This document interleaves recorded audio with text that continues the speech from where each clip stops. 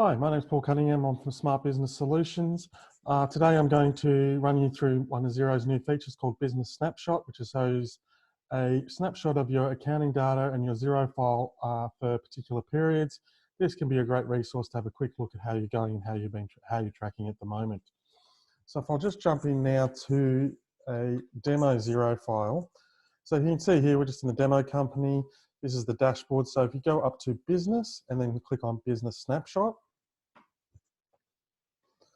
So you can see here, this is the Business Snapshot, and it's got different features down here. So the demo company doesn't have anything for the last financial year, so we'll choose a different period. So you've got 4 options to choose from for the period that you want to compare. So it can be last financial year or year to date, last quarter. Let's choose last month for this example.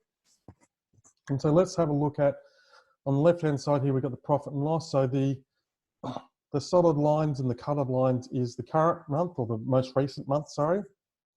Last month, so being April, doing this in May, and then the prior month is March there in the dotted line. So we can see profit has dropped a little bit from March to April, from 9.54k to 7.32k.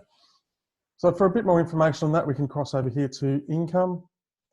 Now this shows you when during the month you're receiving your income. So we can see, if we follow the dotted line, we can see that we had a small amounts of income received sort of consistently through the month. There in April, we had a slightly increase there. We didn't have anything there until another one here, and then right at the end, we had a big, large order come through. Our expenses, we can do a similar thing here and track that along to see this month compared to last month. This can be a really good option to show you when you're going to record your income and when your expenses are coming in, to see when in the month that happens and to see how you're tracking along compared to the prior month. Obviously, we can see the expenses, the cost of sales has increased when we've made that big sale there, which you would expect to see. If we go down here, we can scroll down to the efficiency. This one's really important. So the gross profit margin for most businesses, this is a really key statistic. So I definitely recommend that you keep an eye on this stat. So at the moment, we can see it's 56% of the cost of goods sold and the gross profit.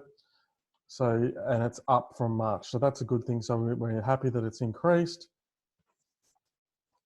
And we can monitor that from year on year as discussed, or from month to month. So this is really important, because what it means is that we can actually increase our profit without actually increasing any sales. So this is really important statistics. So definitely keep an eye on that one.